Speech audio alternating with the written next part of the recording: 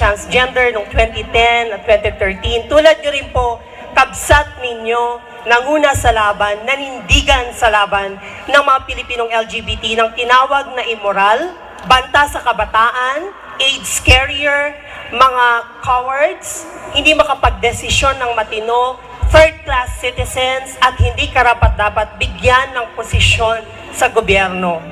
Yan po ang mga pinaglaban ng partidong ang Ladlad Party List. 2 beses na natalo, hindi nakuha po ang sapat na boto. Subalit, hindi po kami natitinag, magpapahinga pansamantala. Ngunit sa 2019, sa tulong po ninyo at sa tulong ng bago po naming kaalyado na si Mr. George Aguilar, na alam po namin nakakampi ng LGBT at lahat ng sektor dito po sa Moncada, ay pagtutulong-tulungan po natin na sana ay masuportahan siya at nang sa ganun po, magkaroon din po ng tumitingin at kumakalinga para po sa mga LGBT dito po sa ating bayan. So, yun na lamang po, panghuli ko na lang mensahe dahil gabi na.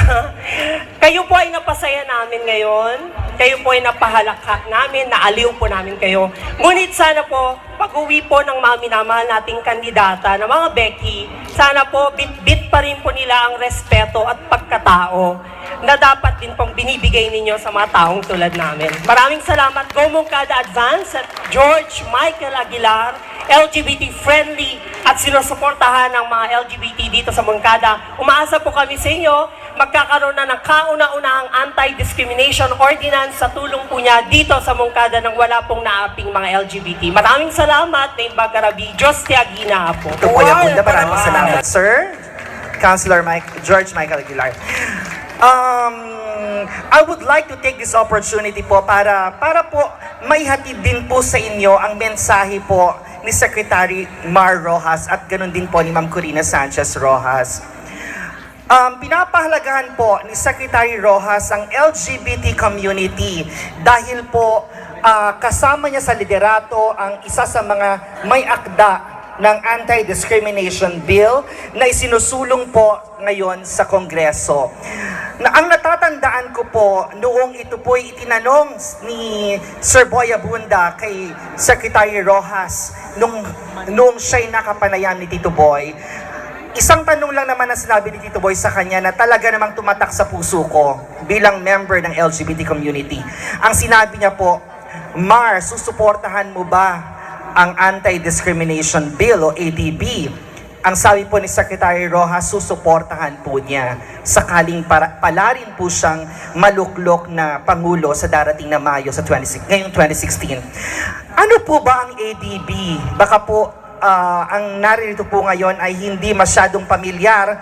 Gayong ito po yung aming ipinaglalaban ng LGBT community. Ang ADB po ay isang batas na magbibigay ng sandata o proteksyon sa LGBT community. Ibig sabihin po, kung pinag-uusapan natin ang equality, wala na pong diskriminasyon pagdating sa trabaho, sa edukasyon at sa serbisyo na ngayon sa kasalukuyan. Kasi po, magbibigay po ako ng example. Halimbawa po, ang isang bading, ang isang transgender, ang isang gay ay nag-apply sa kanyang trabaho. Bagamat siya'y qualified, nakapagtapos, o di man nakapagtapos, pero siya'y kwalipikado sa trabaho. Ngunit siya'y na-discriminate, hindi siya tinanggap sa trabahong iyon, siya'y walang proteksyon ngayon. Pero kung maisasabatas po ang ADB, wala na pong ganoon. Kaya importante po na suportahan po natin ang mga nagsusulong ng Anti-Discrimination Bill. Kabilang po dyan syempre ang inyong susunod na konsehal, si George Michael Aguilar. Panghuli na lang po, gagamitin ko lang po ang sinabi ni Secretary Rojas. Sino po ba rito nakapanood ng Pilipinas debates? Marami po ba? Okay. Gagamitin ko na po yung sinabi ni Secretary Rojas doon sa kanyang paunang salita o kanyang opening statement. Ngayong taong ito, ngayong Mayo po, tayo po'y magdidesisyon na napakahalaga na desisyon sa ating buhay. Kung papipiliin po tayo, kung pasisimplihin lamang po natin ang tanong, hindi na po natin pag-uusapan ang dami ng nagawang maganda ng taong ito. Simple lamang po ang magiging sagot. Gusto ko pong marinig ang inyong sagot din.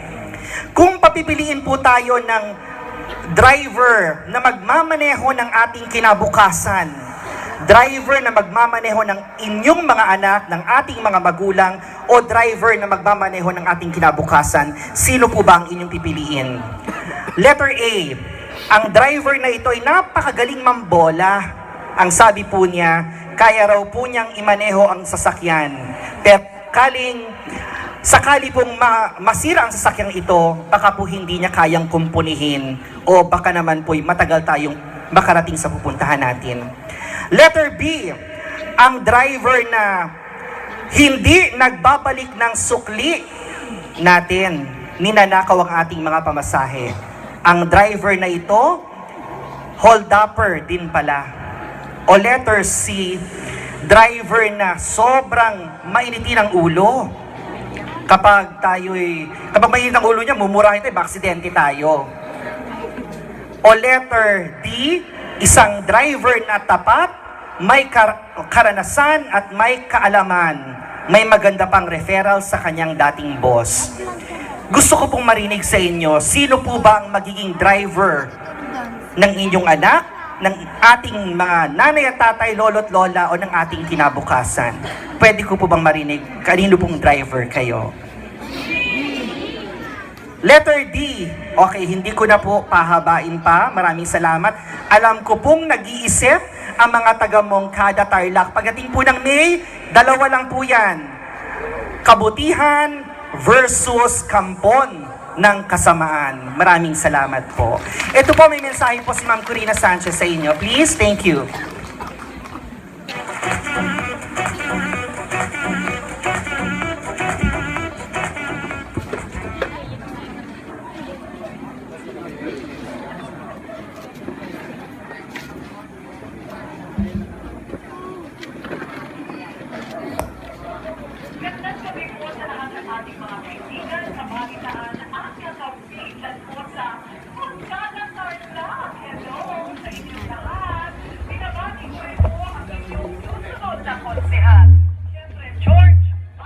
Aguilar, yay!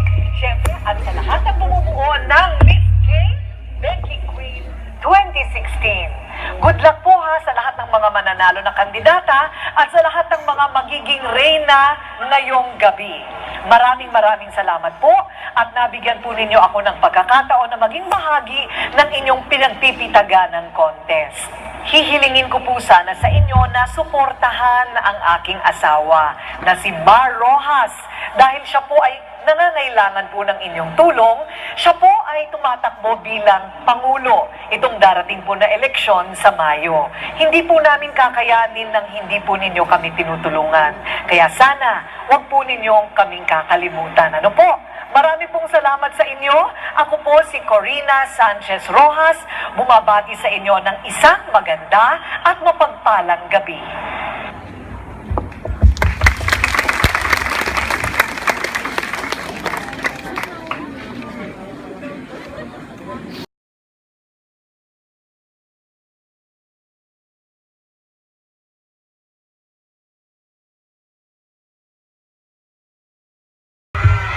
Sino? Candidate number?